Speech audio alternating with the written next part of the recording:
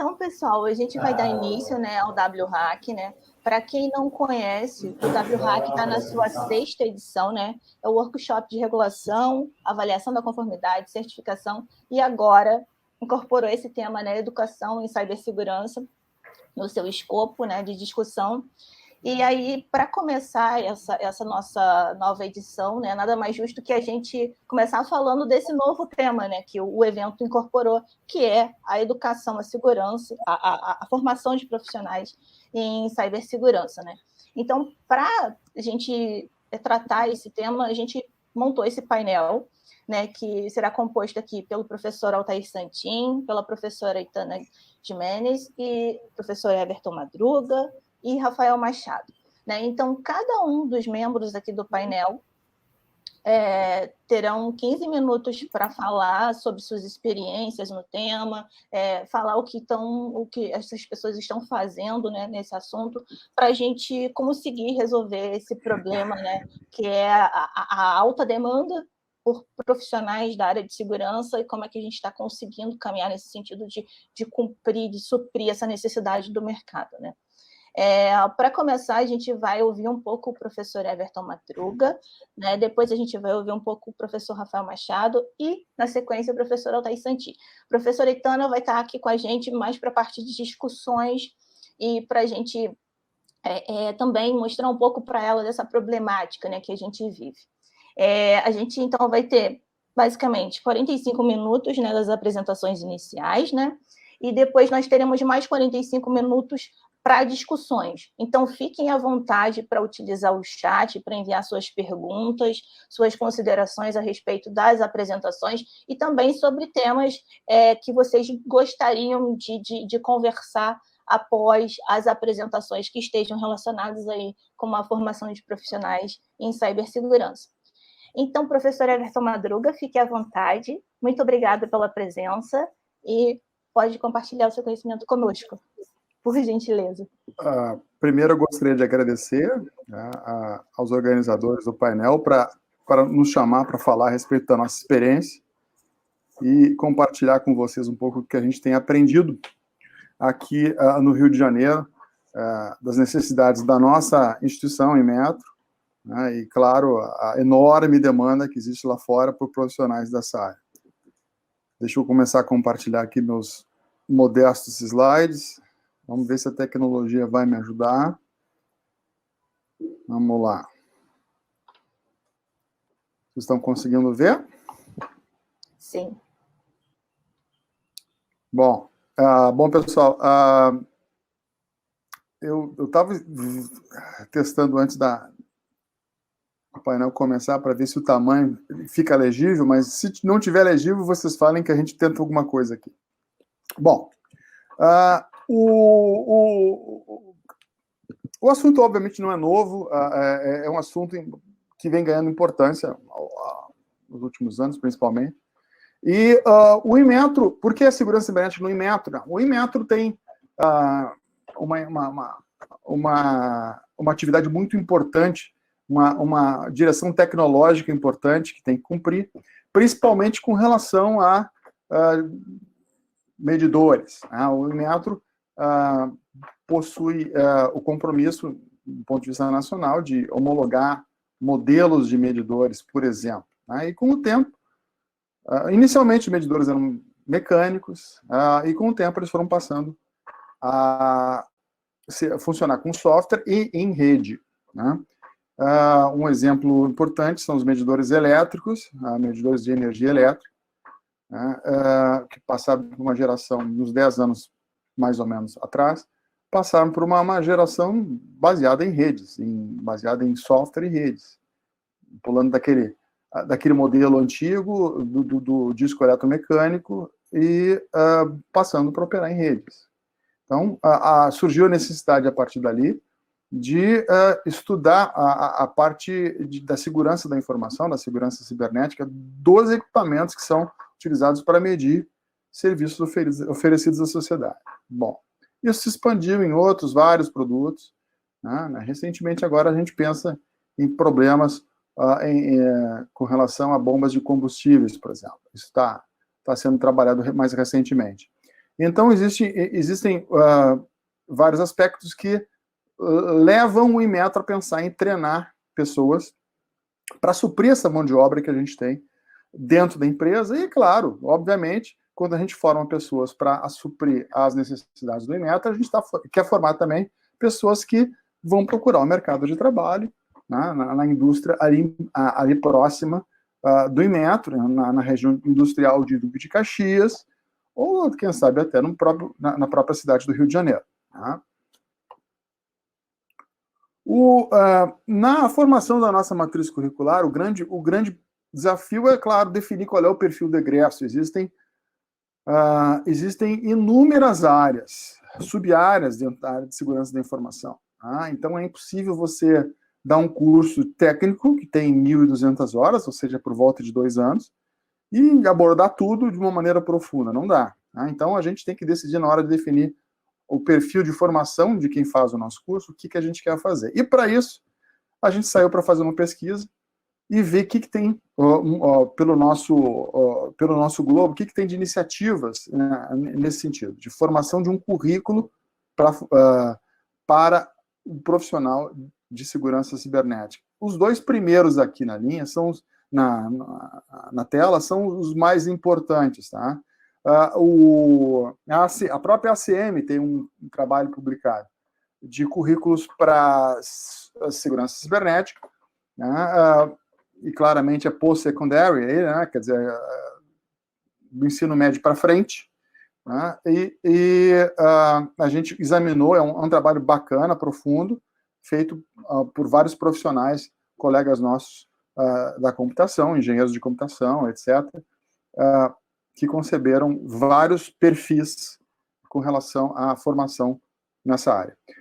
Mas o trabalho mais importante que eu vejo, que faz um mapeamento bastante completo, é feito por essa instituição, por essa agência americana, a UNIST, né, que eu costumo chamar da prima rica do Inmetro, nos Estados Unidos, que historicamente tem uma participação de décadas, né, relevantes com relação à segurança cibernética, desde a definição de algoritmos criptográficos na década de 60 e 70 até os dias de hoje. E o NIST foi chamado pela administração do governo americano para organizar a parte educacional e criou essa iniciativa nacional de educação em segurança cibernética, que é um documento extenso e muito importante. Nós vamos falar mais adiante nos slides seguintes. E existem outros recursos, outros esforços pipocando na rede. Eu peguei 2 deles de vários. Esse da Towson University, o Clark Center, eles fizeram na verdade, bolaram vários currículos na área de segurança cibernética de uma maneira mapeada ao esforço feito pelo NIST, já baseado em competências e habilidades, né, nessa área, o que clareia bastante o esforço de quem provê a educação. Né? O que você quer ensinar e qual profissional que você quer ter no final do curso. E existem vários esforços, eu cito aqui só um, de já colocando um currículo de educação em segurança cibernética já no nível do ensino médio, não? Seria o High School Cybersecurity Curriculum Guidelines. É um dos esforços, eu coloquei aqui só como exemplo, que também discute isso, profissionais da educação em computação que se preocupam também com o que a gente se preocupa, que é ensinar a mentalidade da segurança cibernética desde cedo, né? Desde o momento que o aluno atinge o ensino médio. Já tem gente que fala até antes, no ensino elementar. A gente está começando pelo ensino médio mesmo. Bom, o trabalho da ACM é um trabalho extenso, mas é muito interessante para se entender o tamanho, a dimensão inicial do problema. Lá no capítulo 4 do documento, são colocadas as 8 principais áreas da área de segurança cibernética. Tá? Desde data, software, component, connection, ou seja, de rede, até a segurança da sociedade como um todo. É algo muito mais macro, né? E não é o que a gente visaria ensinar dentro do nosso curso técnico. O curso técnico, então, decidiu, depois de conversar com várias empresas, obter um feedback das empresas, de focar um pouco mais em testes que são simples de ensinar. Existe material suficiente para os alunos estudarem. Por exemplo, testes de invasão, ethical hacking, e é nessa linha que o curso vai seguir, também tendo uma pegada de sistemas embarcados e segurança de sistemas embarcados para atender a demanda interna do EMEA. Né? O próximo documento que eu queria falar, e que eu acredito que seja um dos mais importantes que tem por aí, é um esforço muito recente, foi publicado em novembro do ano passado, quer dizer, não tem um ano esse documento, e é um documento que mapeia os conhecimentos e as habilidades que os profissionais têm que ter para atuar nas diversas profissões que estão disponíveis debaixo, né, do grande guarda-chuva que é a segurança cibernética. Então, basicamente, existe um mapeamento de conhecimentos, né, skills e abilities, né, habilidades e talentos, que devem ser observados para vários, na verdade, são dezenas de perfis profissionais que são colocados no documento. É um documento muito rico, mas é um documento longo, e é importante que quem trabalha com educação hoje em dia dê uma olhada nesse documento, que fica disponível gratuitamente no site do NIST. Basicamente, é um documento que se preocupa em listar exaustivamente, né, os conhecimentos necessários, né, também as habilidades, certo? Que são, e as tarefas também, que são realizadas pelos profissionais da área. E então, aqui é só um exemplo de uma tela, lá no apêndice A do documento, que lista, na verdade, eu citei os 11, estou listando aqui os 11 primeiros, mas são quase 1000 conhecimentos que são mapeados de uma maneira interessante, de uma maneira matricial. Você vai ticando as habilidades e, pum, você tem esse mapeamento. Obviamente, é uma tentativa muito, digamos assim, em alto nível, mas define em uma granularidade suficientemente boa para que a gente possa definir o que a gente quer ensinar no nosso curso. Tá? Aqui um exemplo daquela universidade de Tulsa, no Clark Center, eles criam alguns currículos e aqui embaixo, na parte de Learning Outcomes, que seriam, né, as habilidades finais, depois de cursar aquele programa, o que vai acontecer? Né? Na verdade, esses Learning Outcomes acabam sendo mapeados. Vejam só como os currículos já estão sendo feitos hoje. Já estão sendo mapeados pela lista de conhecimentos que o NICE, né, o National Initiative for Cyber Security Education, do NIST, faz no seu documento. Né? E exatamente com relação a esse exemplo aqui, de demonstrar modelos de controle de acesso e mecanismos de controle de acesso, são esses dois conhecimentos especificamente, que eu listo aqui só como um exemplo de como o trabalho do NIST já é feito, já é visto como uma referência para quem educa na área de segurança cibernética. Um esforço que a gente já falou também é o esforço de algumas ONGs que estão operando nos Estados Unidos e na Europa.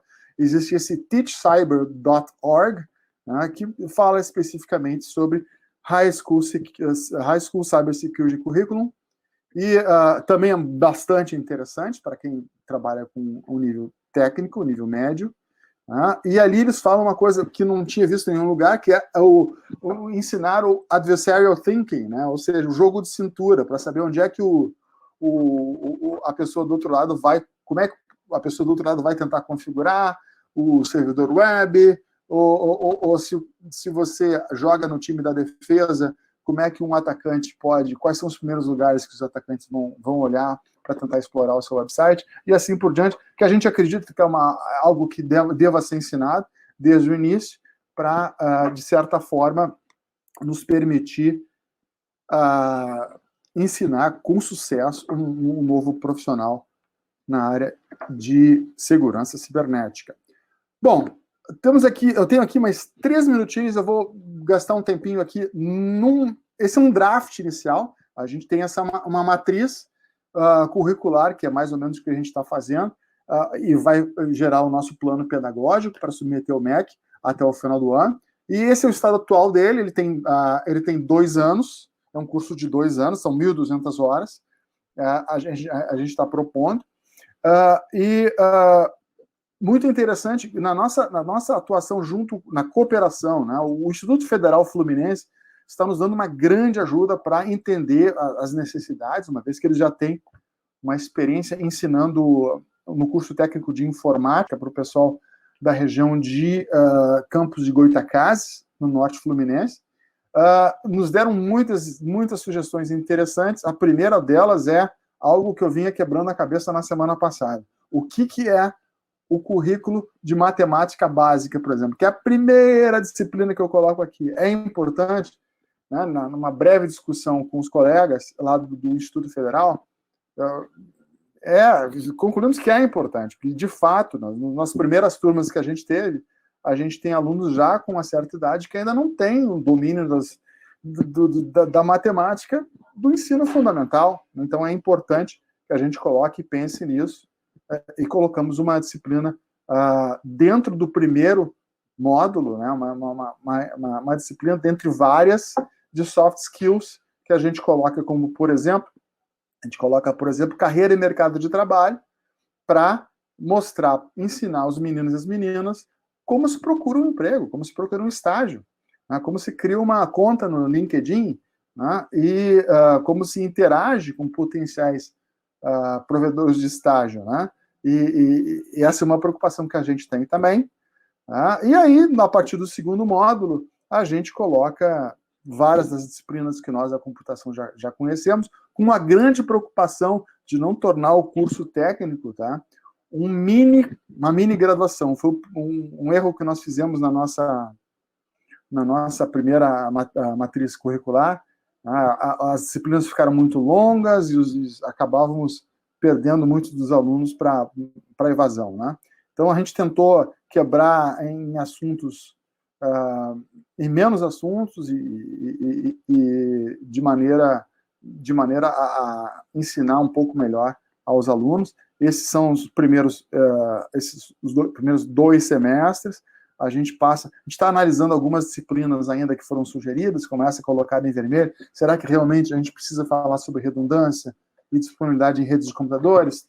Talvez não, a gente está numa fase de debater essas disciplinas.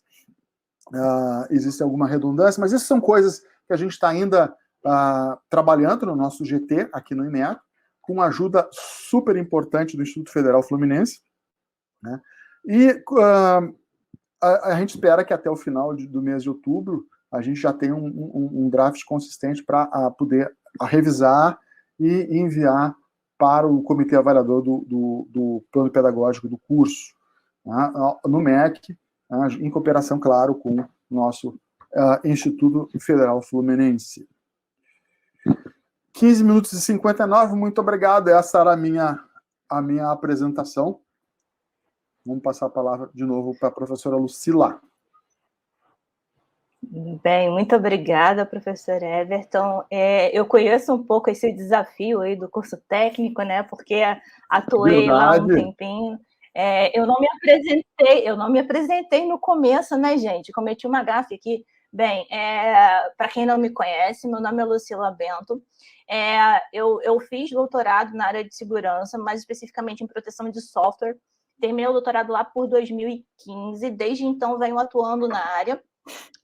Passei um tempo como pesquisadora no Inmetro, e agora já atuei um pouco no mercado e agora voltei para o mercado, né? Então, hoje eu estou atuando numa empresa de entretenimento e telecomunicações, de uma maneira geral, e essa experiência, né, de você estar um pouco no meio acadêmico e depois ir para o mercado ajuda muito nessa troca, né, Everton? Porque a gente acaba levando elementos para o pessoal que está atuando lá na ponta, que está formando pessoas, né? Então, isso também é muito interessante, da gente sempre manter essa comunicação aberta entre os dois mundos, né? Ao mesmo tempo que o acadêmico vai lá e está tentando formar pessoas para suprir as necessidades do mercado, também é interessante que o mercado vá lá e leve elementos para que o meio acadêmico seja mais assertivo na formação dessas pessoas, né? Então, para dar sequência a essa discussão, eu vou convidar o professor Rafael Machado para falar um pouco para a gente e compartilhar um pouco da experiência dele com relação à formação de profissionais. Muito obrigada por aceitar o nosso convite, professor Rafael, e fique à vontade. Obrigado, professora Lucila, pelo convite. Cumprimentar aí o professor Santin, professor Itana, professor Everton, Madruga. Deixa eu ver se eu consigo compartilhar aqui.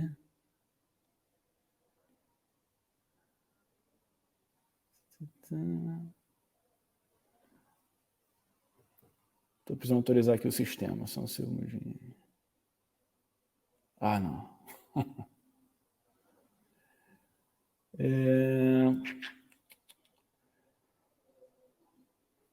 Se for Mac, você tem que dar várias permissões aí para o teu... O problema é que ele está pedindo para encerrar e reabrir. Eu acho que eu vou sumir por um minuto, talvez. Tá bem.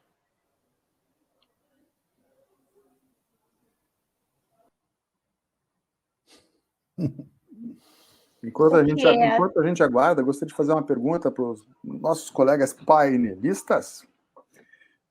Eu estava conversando com colegas do próprio Instituto Federal e fiquei sabendo do esforço da SBC. Eu acredito que o professor Santin possa me dar mais uma informação aí. Provavelmente ele vai falar do currículo a nível de graduação. Esse esforço, professor Santin, já vem de muito tempo atrás? Como é que... O que você pode adiantar para nós depois? Eu vou mostrar depois um históricozinho, mas nós participamos da criação desse currículo da CM que você falou desde 2015. Que bacana. Eu, em especial, tive lá em Atlanta, convite da Intel, depois tive também na Filadélfia, convite da Intel, e o pessoal do NIST estava lá, inclusive, né? Foi um trabalho bastante extenso, envolveu... Imagino que sim. Principalmente americanos, né? No documento tem um mapa lá das pessoas envolvidas, mas o que me surpreendeu bastante é que tinha bastante pessoal lá da Austrália, né? Ah, é? A Austrália tem um ensino, assim, por competências, que ele é bastante considerado, em especial pelos americanos, né? Então, sim. Deu aí, Rafael? Conseguiu? Foi. Bah, aí. Beleza. Agora que eu entendi o sistema, ele manda um link a cada acesso, né? Bom, vamos lá então, de novo agradecendo aí, cumprimentando a audiência, né?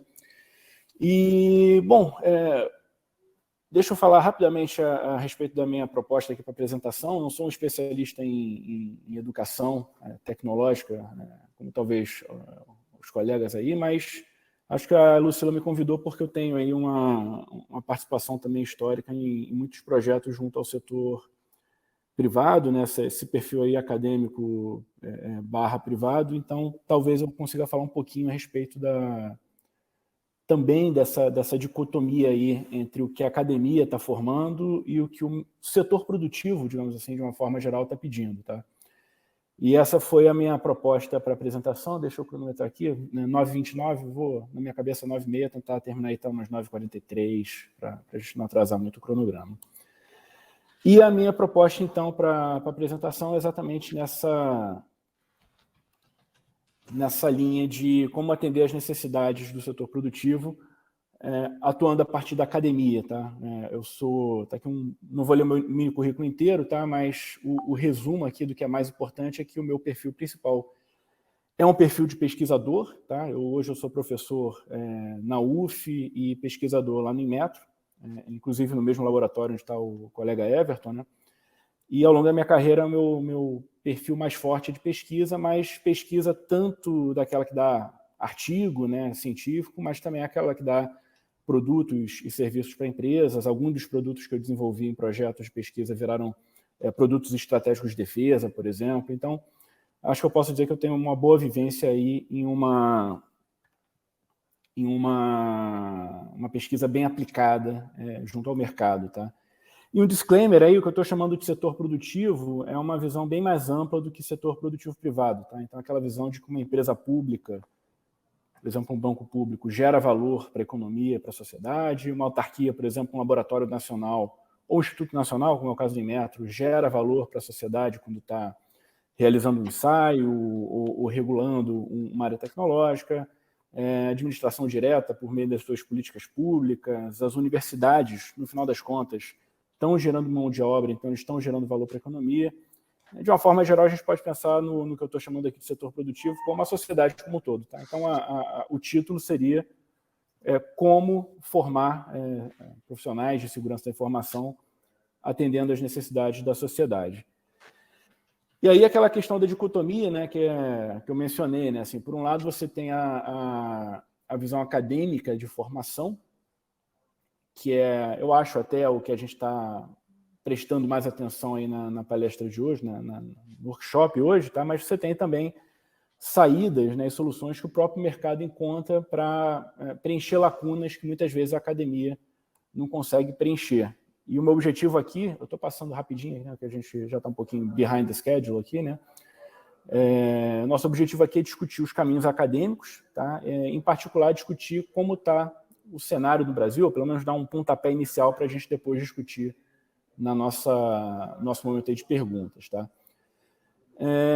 Caminhos acadêmicos são diversos, tá? Então, quando você pensa em professores de profissão, né, como acho que é quase todo mundo aqui, a maioria aqui dos presentes, você tem desde professores atuando no ensino técnico, ensino médio, ensino pós-médio, inclusive a palestra do professor Madruga foi exatamente com esse viés. Você tem tecnólogos, né, cursos daqueles de 2 anos e meio na área de segurança, você tem graduações, você tem pós-graduações que tanto podem ser as stricto sensu, né, mestrado, doutorado, quanto as lato sensu.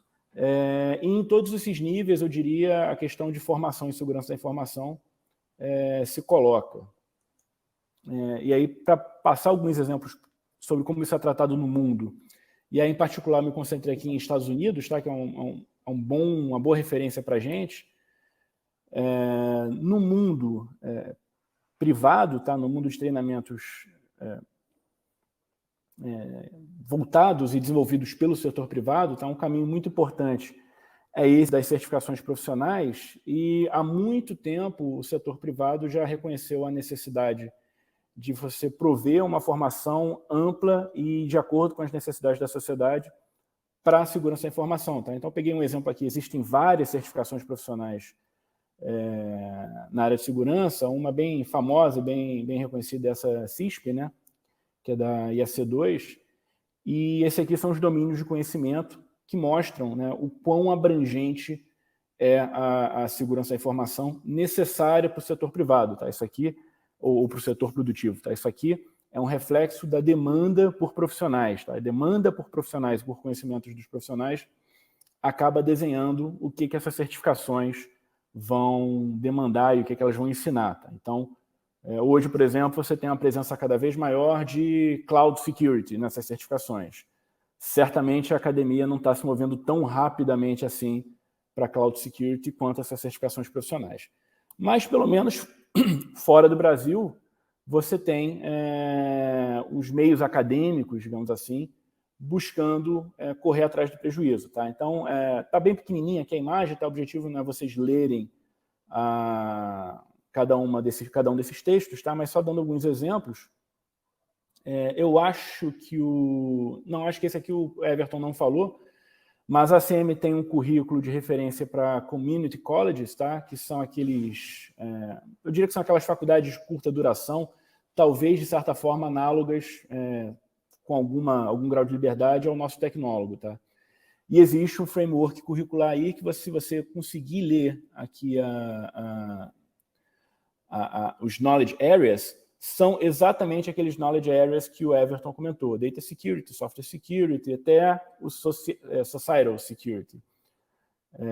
Eu acho que o Everton comentou foi do currículo de 2017, ACM, IEEE e FIP, que é o pós-secundário, que segue essa mesma filosofia de áreas e domínios, né, e áreas de conhecimento da ACM, e que também, se você olhar aqui, essa figurinha aqui é uma figurinha lá do meio do currículo, tá? Mas que mostra como a visão de segurança da informação é uma visão abrangente, tá? Que começa lá nos aspectos técnicos, matemáticos, criptográficos, mas vai até os fatores sociais, humanos, legais, políticos, éticos, tá?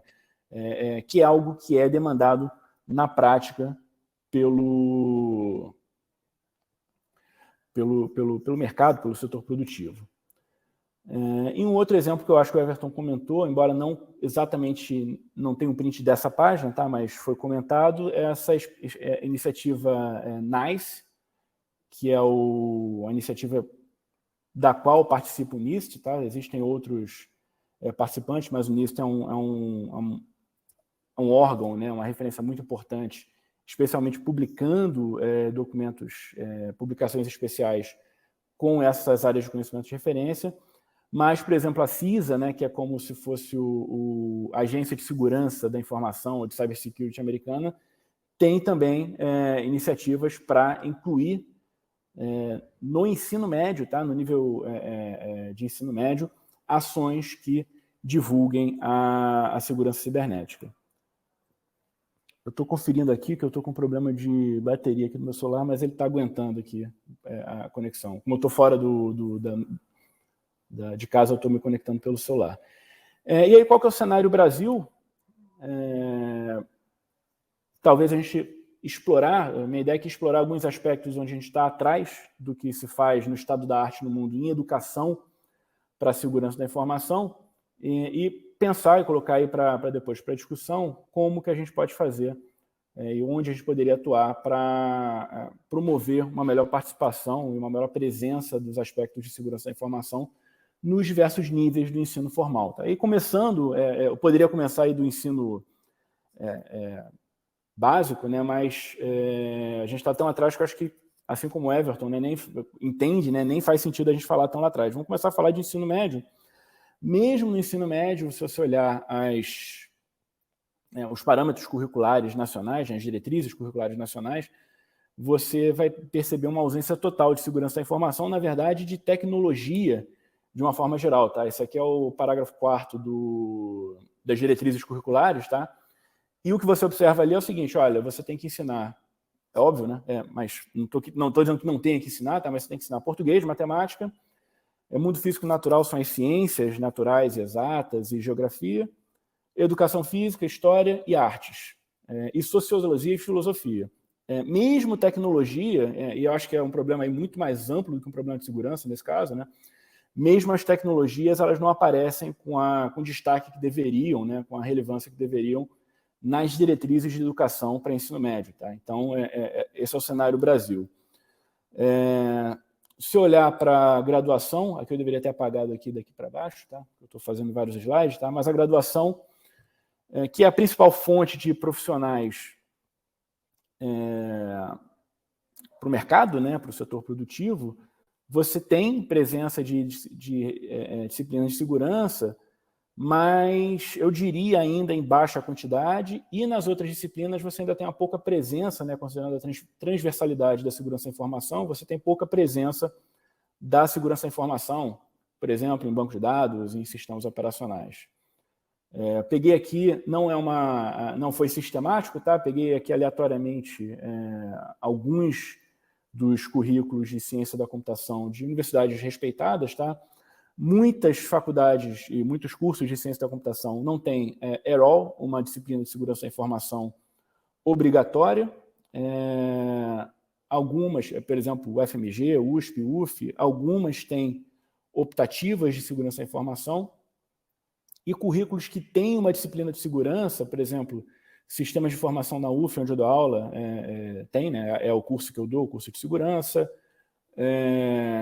A Pernambuco tem, o FRJ tem. Quando tem, são disciplinas com uma pegada muito forte de criptografia. Tá?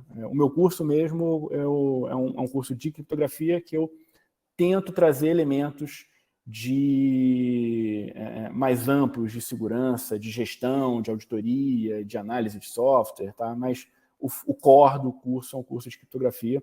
E esse do FRJ eu botei em asterisco, que é um curso bem, porque eu fiz na minha graduação, e é um curso, na verdade, de números inteiros, que nas 2 últimas aulas a gente aprende RSA, e acho que agora tem Algamal, talvez tenha mudado um pouquinho, faz 10, 15 anos, sei lá, que eu fiz esse curso, talvez mais para 20, acho que estou ficando velho, né? Mas é o perfil dos cursos que se encontra frequentemente na graduação. E aí o que acontece é que o setor produtivo acaba buscando, tá, os seus próprios caminhos. Tá? Estou pulando aqui a pós-graduação, lato sensu, principalmente, acaba cumprindo um papel de formação especializado, e o setor produtivo busca seus próprios caminhos. Por exemplo, empresas e grandes fornecedores de tecnologia acabam criando as suas universidades corporativas, seus treinamentos, definem-se e constroem-se certificações profissionais nos mais diferentes domínios. Tá? Então, você tem Ethical Hacking, Forensic Investigator, gestão de segurança da informação e por aí vai. E empresas que têm um processo de seleção mais maduro, tá? Acabam avaliando por conta própria a qualidade, a capacidade dos seus candidatos no que diz respeito às disciplinas que eles precisam, geralmente fazendo e lançando mão, ou frequentemente lançando mão, das certificações profissionais. Tá? Então, você acaba tendo um mercado correndo em paralelo à academia para suprir a necessidade de formação em segurança cibernética. E só para fomentar a discussão, tá? Caminhos para a gente como academia, né, atender melhor a sociedade, a demanda da sociedade. Possivelmente, aqui são ideias, não são martelos, não estou batendo martelo dizendo que é isso, não é, mas para se pensar. Currículo de referência para a segurança da informação, talvez um currículo de uma disciplina básica, e o que seria essa disciplina básica que seria obrigatória para os cursos de computação. Acredito que já faça sentido que esteja na referência curricular dos cursos de graduação em computação uma disciplina básica de segurança da informação, e sinalizações para disciplinas complementares. E aí, em relação a essas disciplinas complementares, talvez falte um pouco de ação política nossa, né, pesquisadores e profissionais de segurança, em ofertar disciplinas de segurança. Tá? Então, a minha experiência é que a gente tem uma comunidade madura de segurança da informação, mas se você olhar as disciplinas que estão sendo oferecidas, mesmo como optativas, né, nos cursos de graduação, em termos de volume mesmo, tá? O que o aluno tem à sua disposição,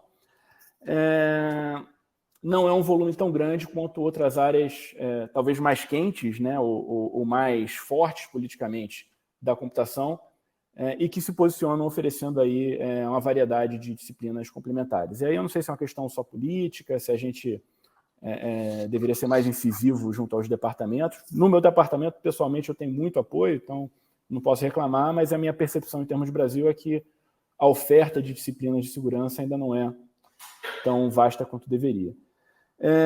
E diretrizes para a segurança no ensino médio é outro mundo de desafios, né? Como eu comentei, o problema não é um problema apenas de segurança, mas é um problema do pouco prestígio da tecnologia junto àqueles que constroem as políticas de educação no Brasil. Tá? Então, aparece artes, aparece ciências sociais, aparece filosofia, não aparece tecnologia. É outro mundo, nem vou levantar essa discussão nesse momento. Pessoal, obrigado, 43 para 44, acho que eu cumpri meus 15 minutos, está aí o meu contato, é o LinkedIn, esse QR Code, mas no LinkedIn tem o link aí para o Lattes, para quem quiser conhecer mais aí, né, as minhas pesquisas. Agradeço aí a professora Lucila pela oportunidade e devolvo a palavra. Muito obrigada, professor Rafael, por compartilhar a sua experiência conosco. Realmente, a gente está abordando um tema super crucial e crítico de a gente tratar o quanto antes, né? Então, para meio que impulsionar essa discussão e mostrar os nossos avanços mais sérios e mais estruturados nesse tema, né? O professor Santin vai falar agora na sequência, né? Para compartilhar conosco as iniciativas da CSEG lá com o SBC, para a gente ter uma grade curricular aí de um curso de segurança na graduação. Então, professor Santin, muito obrigada pelo convite, fique à vontade. Obrigado, Lucila, pela oportunidade de estar aí. Eu queria agradecer também à professora Itana, né, que ela é da Comissão de Educação da SBC, por ela estar aqui participando com a gente. Ela tem acompanhado essa nossa caminhada aí e nos apoiado, né, como SBC, para a gente tentar criar as DCNs, na verdade a DCN do curso de bacharelado em cibersegurança junto ao MEC, né? Então, o que eu vou mostrar aqui é um trabalho que foi desenvolvido lá na CSEG, né? Já mostro o histórico, mas que tem 3 pessoas neste momento encabeçando o trabalho, né? Que é o professor Aldo, que está aqui presente na sessão da UFMG, eu, que vou fazer a apresentação, e o professor Marcos, da USP, né? Então, nós fizemos uma primeira apresentação na segunda-feira no Fórum Corporativo, teve bastante público também, porque foi depois da palestra da doutora Patrícia Peck, então nós estávamos lá com, se não me falha a memória, 70 pessoas, uma coisa assim, e que o objetivo lá era falar com o mercado, e aqui hoje falar então mais com o pessoal ligado à área de educação, então eu queria agradecer a todos que estão nos assistindo aí também. Então, eu já apresentei isso aqui em nome da comissão no CQ, do CSBC, né?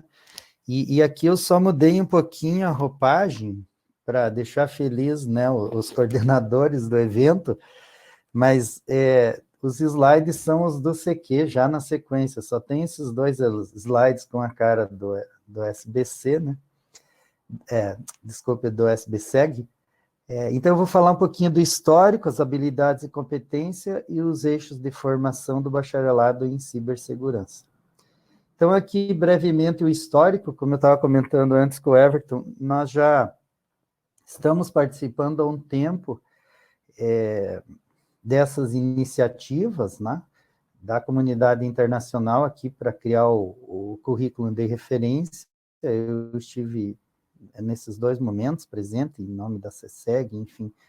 Depois nós fomos convidados lá pela Comissão de Defesa do Consumidor para nos posicionarmos como Sociedade Brasileira de Computação em relação à LGPD, e aí eu era o coordenador na época, eu fui lá, e a gente fala disso por quê? Porque foi lá que nós, publicamente, como SBC, reivindicamos uma cadeira na NPD que, recentemente, nos foi concedida essa posição com apoio da SBC, e a professora Michele, da UFMG, está assumindo esse posto, a atual coordenadora, né? Então, nós temos hoje uma cadeira na NPD, o que é muito importante, né? Eu fiz a apresentação, na verdade, eu mediei um painel lá no EI, em 2019, com o Dr. Cláudio e a doutora Melanie, que são da I3E Education, né, sobre esse assunto. E aí, aqui aquilo que eu já falei, né, depois no EI 2020, novamente, estivemos discutindo esse assunto, né, o EI, para quem não sabe, é o evento da educação da CSBC, que é o evento da Sociedade Brasileira de Computação.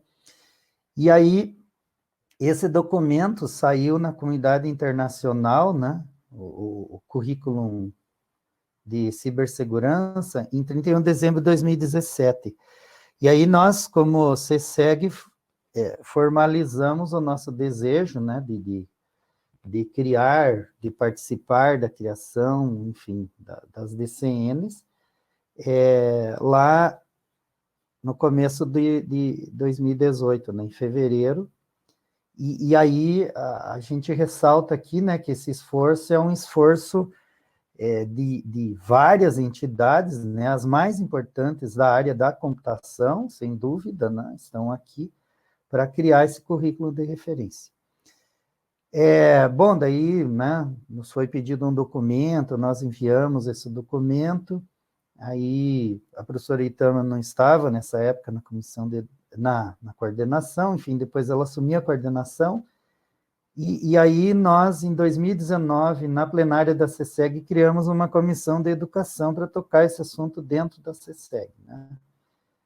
E é isso que eu vou mostrar para vocês. Então, qual é o resultado desse trabalho aí, que tem uma interface muito grande com o que a professora Itana vem requisitando para nós, para poder dar um encaminhamento dentro junto ao MEC, né?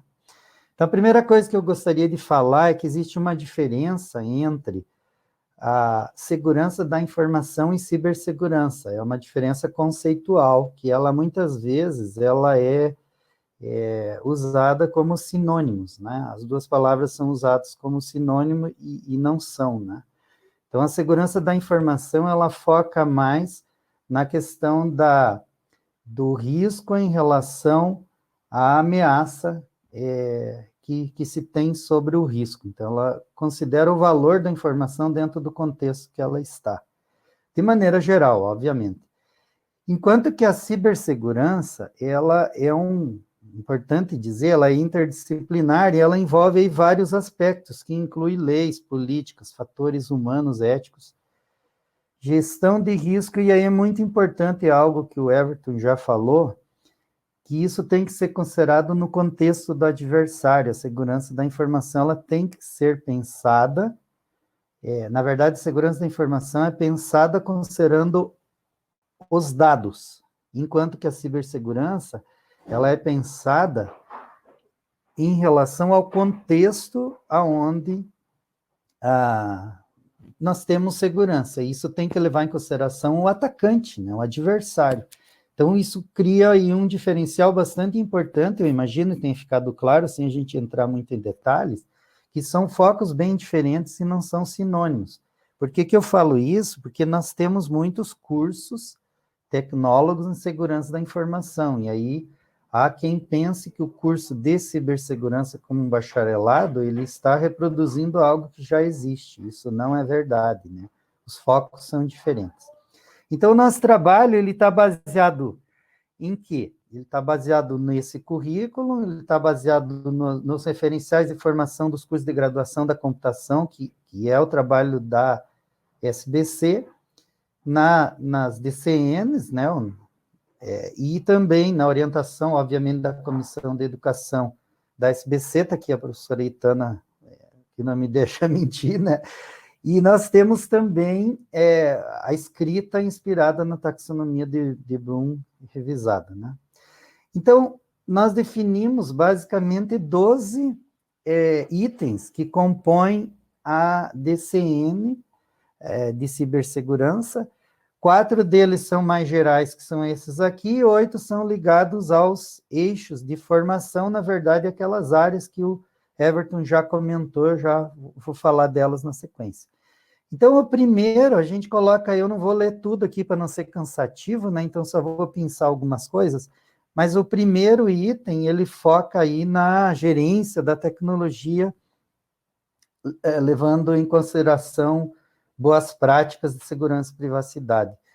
Segundo, ele tem a ver mais com a modelagem e implementação da solução aí nos vários domínios, né? O terceiro, a questão de requisitos escalabilidade, usabilidade e interoperabilidade, né, bastante importantes. E o quarto, com essa questão aí da experiência do usuário, né, e com relação a não colocar a mão muito pesada em segurança, porque ela acaba atrapalhando o dia a dia das pessoas.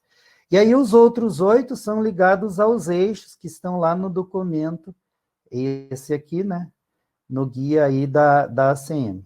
Então, o quinto, ele diz respeito aí à proteção de dados armazenados em trânsito e em processamento.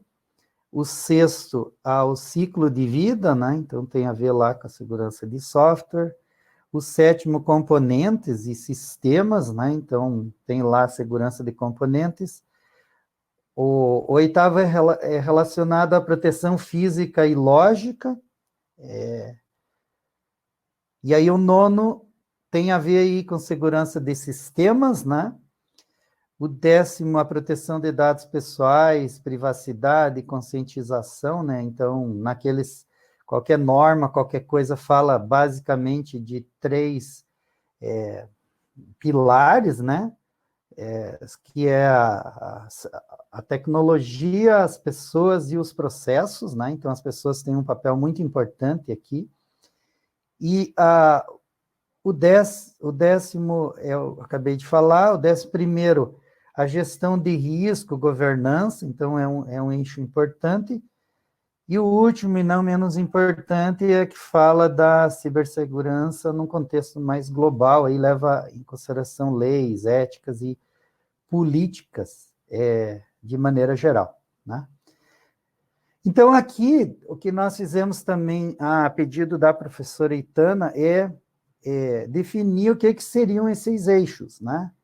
Então, o eixo de segurança de dados, eu já tinha resumido ali, mas aqui aí a gente expande o tema, mas ele fala de conceitos, por exemplo, criptografia, autenticidade, então os dados armazenados em trânsito, como a gente falou antes. A parte de segurança de software é a inclusão de segurança no ciclo de desenvolvimento de software, em especial, e se possível, aí, segurança e privacidade by design, né, que é bastante importante. E o ciclo de vida de software, inclusive, inclui o fato dele não estar mais em uso, mas eles falam aposentadoria do software, né, mas ele ser demandado, né. Segurança de componentes, ela vai abarcar toda a parte aí que relaciona o software com softwares, APIs, coisas de terceiros, né? Então é bastante importante isso, e tem que ser considerado, obviamente. A segurança de conexão, ela abarca toda a parte que envolve tanto a rede, né? As interfaces, aí, em especial com rede, hardware, conexões aí do software com essa parte mais física, né? Mas tem também a parte lógica, obviamente, que é de softwares e protocolos e coisas do gênero. Segurança de sistemas, ela parte desde da ótica de conceber o sistema do ponto de vista mais geral, né, que eles dizem holístico, e ela vai até a parte das políticas, monitoração, controle de acesso, autenticação e assim por diante. Fatores humanos, como a gente comentou, são essenciais, fundamentais, vitais, né, nisso tudo. Então, conscientização em especial é algo muito importante, né, e há várias iniciativas nesse sentido. Aqui a parte de segurança organizacional, ela mais do ponto de vista de gestão, né, governança mesmo, então, gestão de riscos, e esse aspecto mais geral da segurança, que envolve a ética e as relações, inclusive internacionais. Nós sabemos que as leis, elas têm um escopo que é do país, e aí quando os crimes acontecem envolvendo vários países, aí se passa a considerar o ciberespaço, e aí é preciso saber como lidar com isso, né? Então, terminando aqui dentro do meu tempo também, essa primeira versão que eu apresentei para vocês, ela foi aprovada lá no Comitê Gestor da CSEG, em 30/6/21. Nós apresentamos já era a proposição, né, apresentar no Fórum de Segurança Corporativa, e a apresentação que eu estou fazendo aqui com vocês, e fiz essa apresentação também no CQ, porque é um requisito que a SBC tem de fazer essas apresentações e ouvir o feedback da comunidade, né? Então, agradecer aí e devolvo a palavra para a Lucila. Muito obrigada, professor Santin, por compartilhar conosco. Se for possível fazer uma breve... Exato. Então, eu ia convidar a professora Itana, se ela gostaria de fazer alguma consideração. Professora Itana, fique à vontade, por gentileza. Obrigada, estou feliz de estar aqui com vocês participando, porque tem relação com a coordenação dos trabalhos que estão sendo feitos. Então, em resumo, a SBC está fazendo o trabalho de elaboração dos referenciais e de elementos que serão reivindicados junto ao MEC para compor a DCN, dos currículos de cibersegurança, inteligência artificial e ciência de dados, né? Então, dá um contexto um pouco mais amplo. Mas, assim, a gente está falando de DCN aqui, talvez as pessoas não saibam direito o que é DCN, né? DCN são as diretrizes curriculares nacionais e que foram publicadas em 2016 e que tem 5 cursos, os 5 cursos clássicos que fazem parte da computação hoje, né? Que são ciência da computação, engenharia de computação, sistema de informação, etc. E é bom que a gente coloque o foco no MEC também, porque a criação de cursos e a existência de formações, elas dependem muito de como o MEC age, né?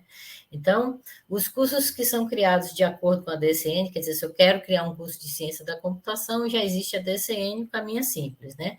Porém, existem outros cursos, são chamados de experimentais, que são cursos que são criados pelas instituições e não necessariamente elas têm que estar de acordo com os nomes que já estão nas DCNs, né? Então, por exemplo, existe o curso de cibersegurança na PUC, Sim. não é isso, Santiago?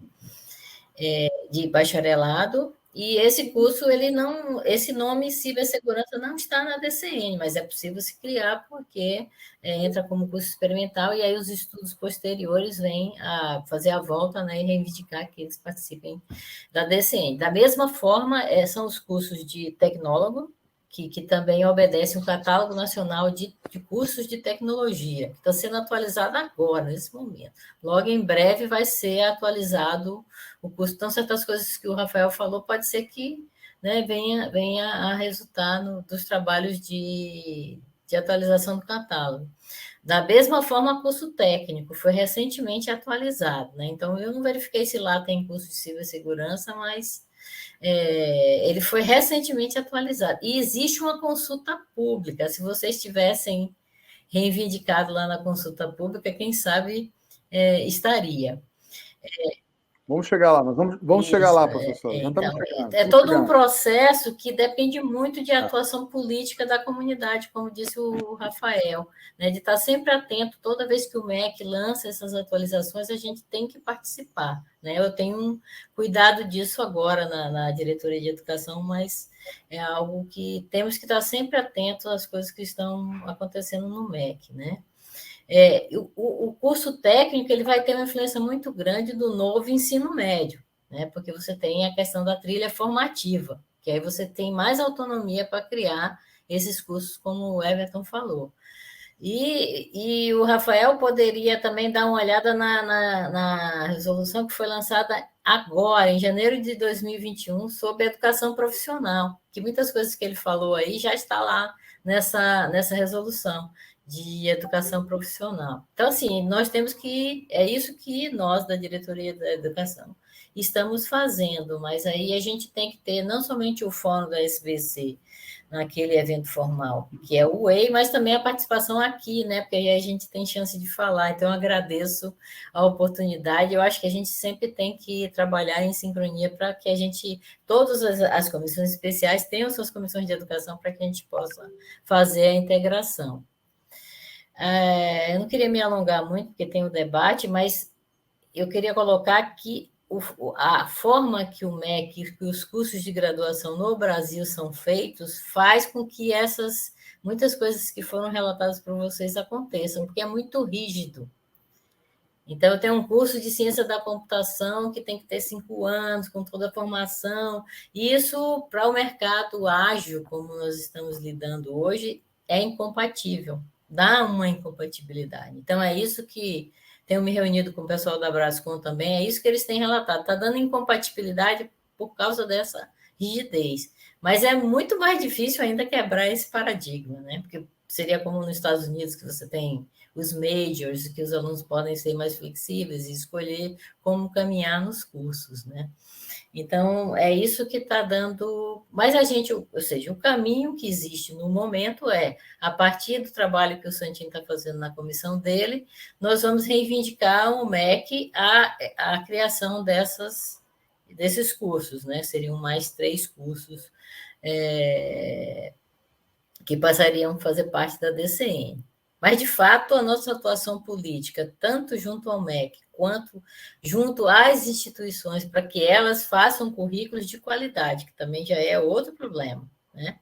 É seríssimo, né? Para que as instituições não façam curso somente de acordo com o mercado, o título, que dá o marketing, né? Que está sendo do momento, mas que façam cursos que tenham qualidade. Daí eu fico à disposição. Eu acho que muitas coisas do que o Rafael falou é preocupação nossa mesmo, né? Foi bem consistente. E outra coisa, Rafael, nem toda instituição tem o privilégio de ter você, né? Pessoas do seu perfil que possam ministrar disciplinas de segurança, ou que possam... Isso aí também causa problema.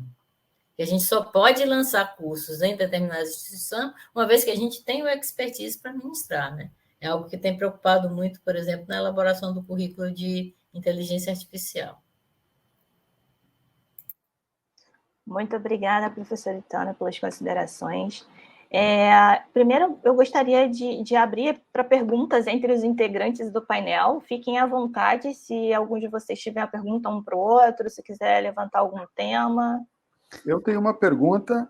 Por favor, Santinho. Não, pode começar. Não, a minha é para o Santinho e para a Itana. Muito curioso para ter acesso a esse currículo, novo currículo do SEG-CIBER da SBC. Quando é que a gente vai ter acesso, vai poder ter acesso e colocar e analisar o que está sendo proposto? Então, a gente tem esse trabalho que eu apresentei, que é para compor as DCNs, e nós temos um outro trabalho que está sendo conduzido agora, que é montar os referenciais de formação no estilo que já tem lá dos cursos de computação. Então, esse trabalho está sendo feito. Nós 3 iniciamos o trabalho, ele é muito baseado no documento internacional, mas a gente está mexendo bastante, que algumas coisas ali, inclusive, estão inconsistentes, né? Parece que foi colocado às pressas no ar, enfim. Mas vai ter sim. Agora, quando? É uma boa pergunta, que está dando muito trabalho, mas muito trabalho. É um vespeiro, né, Santinho? A gente se reúne toda semana. Eu, o Aldri e o é muita coisa, cara, é muita coisa. Quando a gente fala de segurança cibernética, as pessoas com quem a gente interage, divulgando, né, o trabalho do curso técnico, os objetivos, o pessoal quer saber... E tem isso, cobre aquilo. Calma, gente, calma. É a primeira turma que a gente vai fazer, né? Então, tem que focar em alguma coisa que o mercado precisa, ou que a academia precisa. Tem que ser assim. Isso mesmo. Eu queria, se me permitir, tocar num ponto que o Rafael falou, que eu sempre enfatizo e gostaria de enfatizar aqui também, né? Eu vejo que a iniciativa do mercado e da academia, ela é complementar, ela não é excludente de maneira nenhuma. Então, o que eu quero dizer? Um curso de curta duração, uma certificação, uma pós-graduação e um bacharelado ou um tecnólogo, cada um tem um objetivo e eles não se excluem. E por quê, né? Então, às vezes, tem gente que está nos assistindo, é jovem, e ele pensa assim, por que eu vou esperar 4 anos fazer um bacharelado se eu posso fazer um curso de 30 horas, né? Então, é importante a gente ter em mente que todos os cursos curtos ou certificações, eles são específicos. Então, o que significa dizer isso? Se alguém se formou em ciência da computação, por exemplo, e quer atuar na área de cibersegurança, fazendo um curso de curta duração, vai poder atuar naquele tópico específico que fez o curso. Se ele fizer um monte de cursos desses, com alguns anos ele possivelmente vai ter as mesmas competências de alguém que faça um curso de bacharelado em cibersegurança em 4 anos. Então, o que um bacharelado faz de diferente em relação a esses cursos curtos? Ele tem uma intencionalidade, né? Quer dizer, ele vai criar um perfil de egresso, como o Everton colocou. E criar um perfil de egresso significa munir com disciplinas o estudante para que, no fim, ele atinja essa competência do perfil de egresso. Então, é muito importante que fique claro isso. Uma graduação, ela é longa, porque a articulação entre os temas é a principal contribuição, não é o estudo dos assuntos. O estudo do assunto você estuda até assistindo o videozinho do YouTube, que isso, né, não vamos comentar.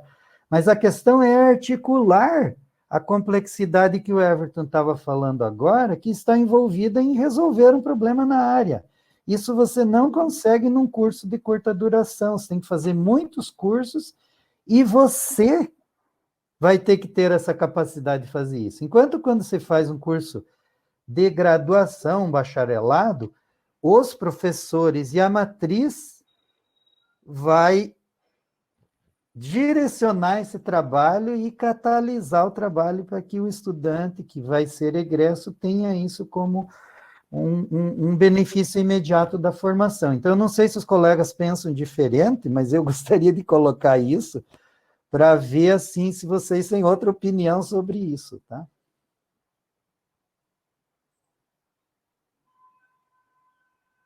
Todo mundo concorda com você, Santinho, pelo visto. De acordo, Santinho. Então, eu gostaria de passar aqui para a audiência, né? Pessoal, fiquem à vontade para enviar suas perguntas ali pelo menu de perguntas. Nós temos aqui 2 considerações do Aldri. O Aldri está ali participando. Ele falou o primeiro ponto, Everton, sobre a sua fala, que você cita a questão da redundância lá das disciplinas, que vocês ficaram meio na dúvida se colocariam ou não uma dada disciplina por conta da redundância. E aí ele fala que a redundância é algo importante para a sobrevivência do sistema, que é só você pensar na questão relacionada à estrutura da RNP, como um exemplo aqui. Então, eu gostaria que você falasse um pouquinho mais para a gente sobre essa sua dúvida, né, com relação à redundância. Não, Aldri, de jeito nenhum, falo que não seja importante para a segurança. É que no nosso currículo talvez não dê, né? Porque o objetivo de criar o nosso curso técnico dentro do Inmetro é também sanar a demanda interna, tá? Então, a gente tem uma pegada muito forte de sistemas embarcados e com certeza a gente vai tentar deixar a redundância de sistemas, de redes, né, dentro do currículo, mas no nosso caso, a gente vai ter que dar um foco também em sistemas embarcados para atender o pessoal que aprova modelos de medidores, tá? Mas são tantos assuntos importantes e a gente acaba tendo que fazer a escolha de Sofia. Vou deixar isso fora, mas isso é muito importante. Mas tem aquela outra coisa que também é importante. Então, talvez no primeiro momento a gente tenha que focar mais em sistemas embarcados e não tão em redundância de redes de computadores, dada a grandiosidade e a complexidade do assunto, e que a gente está falando também de um curso técnico concomitante, né? São meninos e meninas de 15, 16 anos, e talvez não seja o momento de falar de redundância, mas isso é uma coisa que a gente está analisando. Com certeza, eu vou levar em consideração essa sua observação. Aldri, obrigado aí. Então, dando sequência, a Aldri fez mais um comentário aqui. Ele fez um comentário com relação à apresentação do Rafael, né?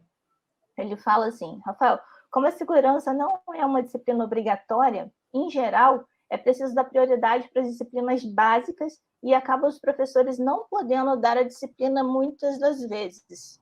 Então, eu gostaria de ouvir um pouco essas considerações a respeito desse tema, Rafael. Não, beleza.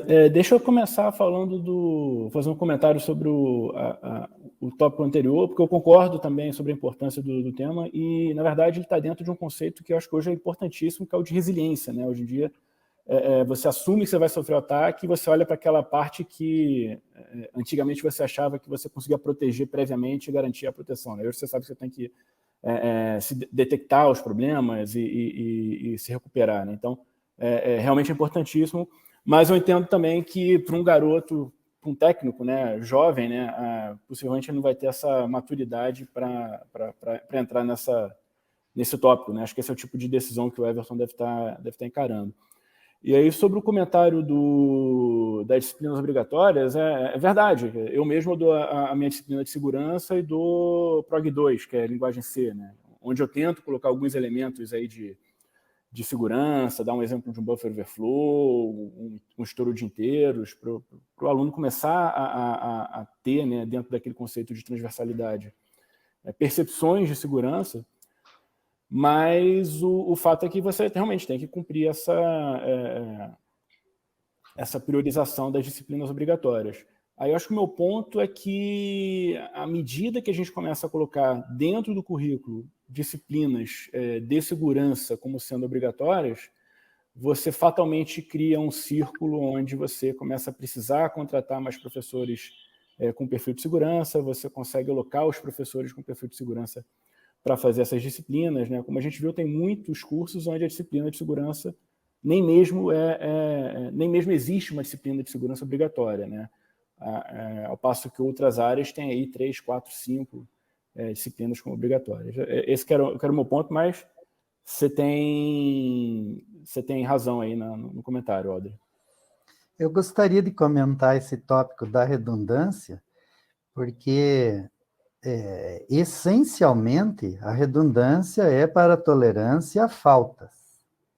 E a gente não pode confundir tolerância a faltas com tolerância a intrusões, senão um moleque desse vai comprar uma solução de alta disponibilidade, e aí se eu atacar o servidor principal e eu redundar, quer dizer, eu copiar para o secundário, eu vou estar copiando o ataque junto. Então tem que tomar um pouco de cuidado com isso, porque pode acontecer uma certa confusão aí de conceitos e... enfim, eu acho que é bem relevante pensar se há maturidade. É a mesma coisa da sincronização na nuvem e o backup na nuvem, né? Muita gente confunde isso. A gente, só para dar uma contribuição além do que o Santinho está falando, né? Quando a gente pensa num currículo no nível técnico, né? É sempre importante lembrar isso. Você está lidando com meninos e meninas, cara. Então, a maturidade não está lá ainda. Então, se você vai ensinar muita coisa, é bom que isso seja utilizável para eles logo ali, logo na frente, fazendo um estágio, né? E é difícil que eles vão... Talvez planejar a redundância é uma coisa mais à frente. Eu vejo como mais à frente na carreira profissional desse jovem profissional, né? Mas não dá para discutir da importância do assunto. Sim.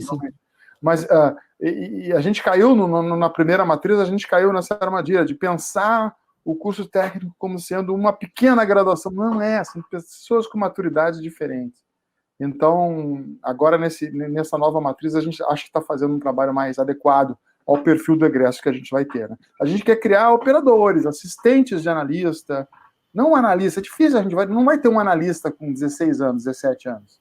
A gente vai ter um assistente, o cara que vai lá e faz o levantamento, ou eventualmente faz um forense inicial, bem inicial, para indicar caminhos para o profissional mais sênior, né? Então é esse o perfil que a gente tem que pensar em suprir dentro do mercado de trabalho, dentro da própria instituição.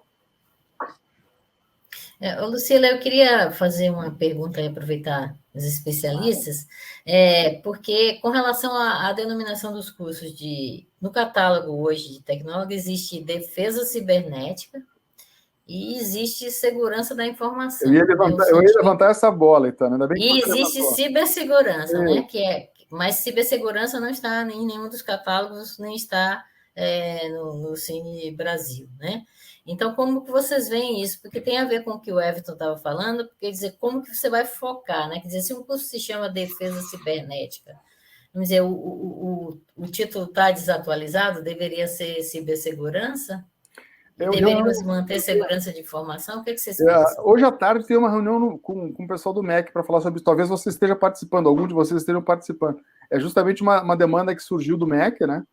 A minha posição é a seguinte: bom, defesa como ataque faz parte da segurança cibernética. Então, fazer um curso de defesa cibernética faz sentido, né? Mas desde que se ensine com alguma profundidade métodos de defesa, né, dos ativos de uma empresa, de uma instituição, Né? Não vai se falar de ataque nesse curso? Não, pode se falar, porque quem quer defender gostaria de saber como o atacante age. Mas, dada a complexidade tanto de defender, né, um sistema cibernético como atacar um sistema cibernético, eu acho que pode até ter cursos dedicados a isso. Não dá para tirar a possibilidade de ter isso, né? Acho que seria muito radical. Uma segurança cibernética engloba tudo isso, né? Uma área mais... É o grande guarda-chuva que contém essas duas áreas. No caso, é cibersegurança, né? Cibersegurança. Segurança cibernética, cibersegurança. Imagino que nós estamos falando da mesma coisa. A minha opinião é um pouquinho diferente. Eu entendi no catálogo do MEC que defesa cibernética é um curso mais ligado a estratégias de defesa do ponto de vista de Estado. Então, a gente essa é a minha ideia, mas a gente vê o curso lá, defesa cibernética, pode ser defesa cibernética de uma empresa. Mas eu acho que é essa que é a confusão. Quando se fala de defesa cibernética, eu já estive lá na Torre Digital, lá em Brasília, para onde foi essa parte do Exército, né, que trata de ciberguerras, e um outro nome que eles usam. Eu tenho a impressão que esse que foi o equívoco. Eu acho que quem pensou em defesa do ponto de vista de Estado, e talvez as pessoas não entenderam direito. E olhando os itens do catálogo, não está bem clara essa diferença. Então... talvez não. Eu só ia reforçar uma coisa que a professora Michele falou ali no chat que eu vi agora, que faz todo sentido. A gente estava falando naquele item anterior de redundância, né? Ela diz que redundância vem apoiar essa parte da disponibilidade de segurança, e isso sim faz sentido, né? Apesar que tem várias maneiras de fazer isso, uma delas seria a redundância, mas está registrada aí, Michele, a coordenadora da CSEG aí. Eu também gostaria de destacar o artigo que ela compartilhou conosco ali também, né? Ela disponibilizou um link ali falando dessa diferença das terminologias, segurança da informação e cibersegurança. Então, quem tiver curiosidade também, vai super válido ali ajustar a sugestão dela. Então, pessoal, a gente tem mais aí uns 8 minutinhos. Eu gostaria de levantar um tema aí que talvez seja um pouco polêmico, né? A gente fala muito sobre a deficiência do mercado de conseguir profissionais de segurança da informação para suprir as suas necessidades, né? E isso está cada vez mais evidente, dado o número de ofertas de vagas que a gente vê aí e o tempo que essas ofertas demoram para ser preenchidas.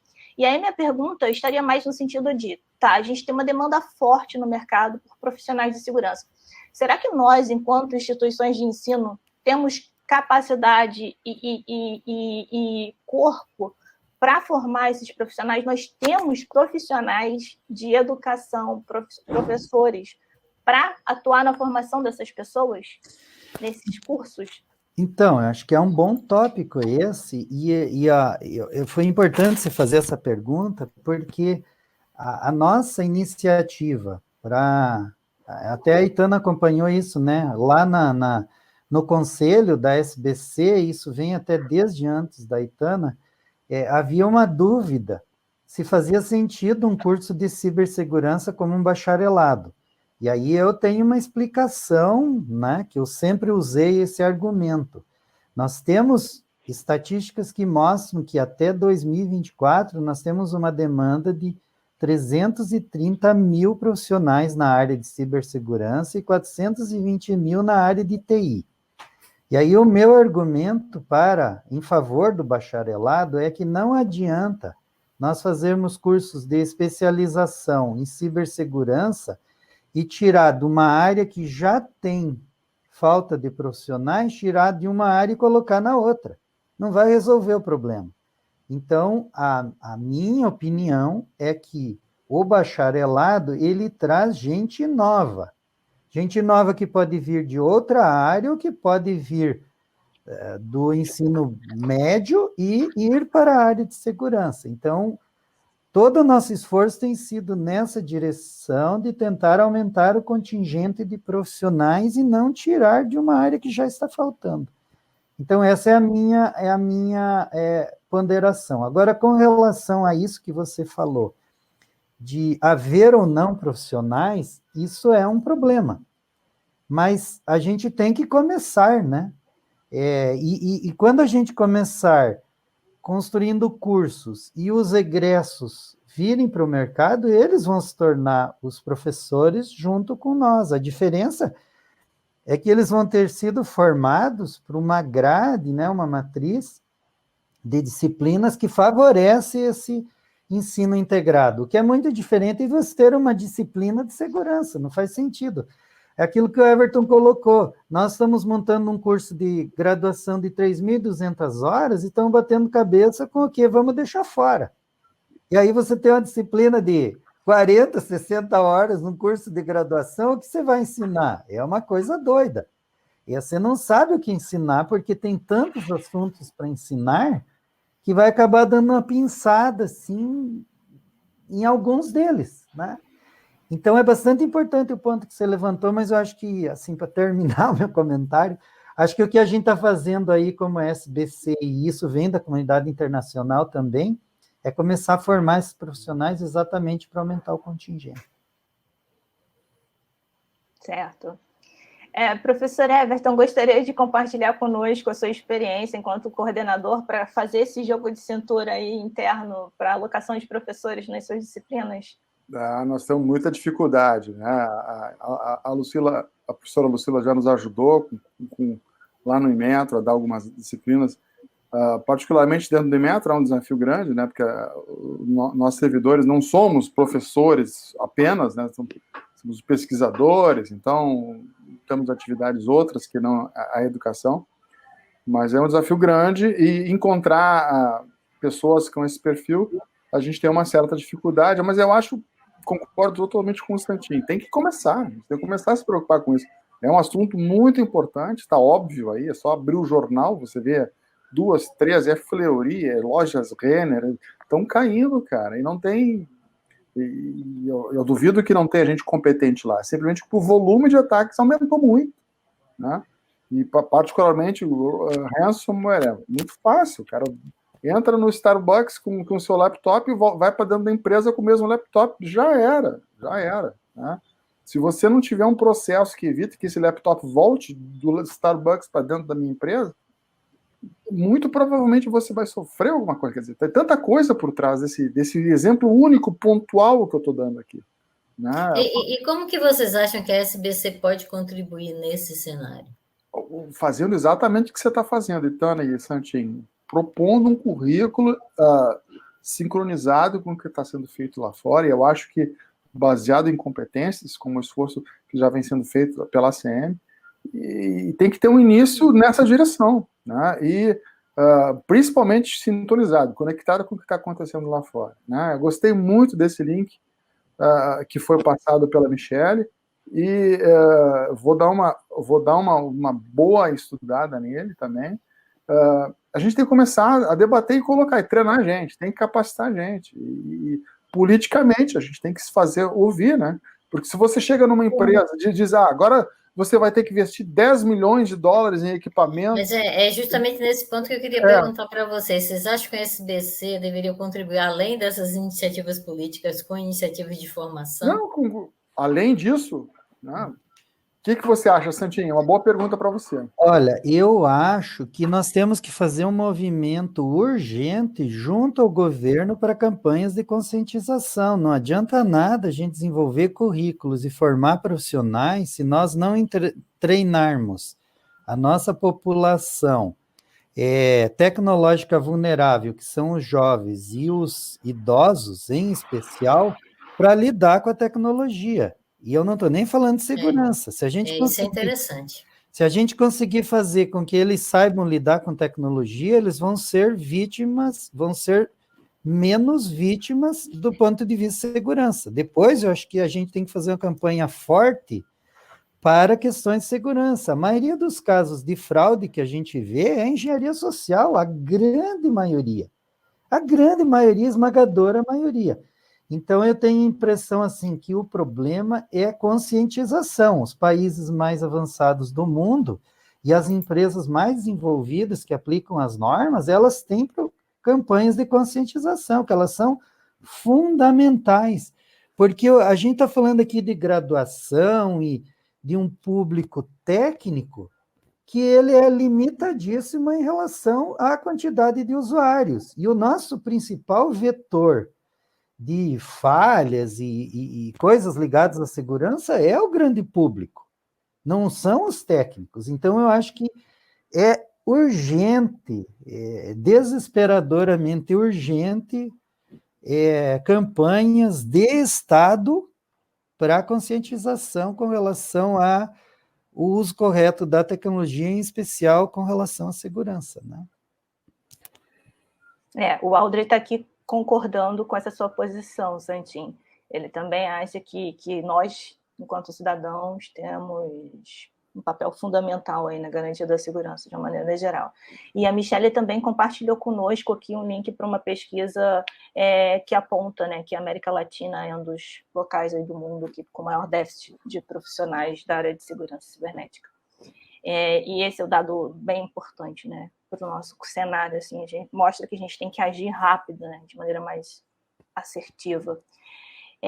Bom, então a gente chegou aqui no nosso tempo. Eu gostaria muito de agradecer a presença de todos. Eu me coloco à disposição para quem tiver alguma dúvida, alguma questão, se quiser discutir, levantar, eu posso reencaminhar e conversar com os painelistas aqui depois. E agradeço muito a presença de vocês, muito obrigada pela rica discussão e para a gente conseguir tratar desse tema bem importante para a gente e para a sociedade como um todo.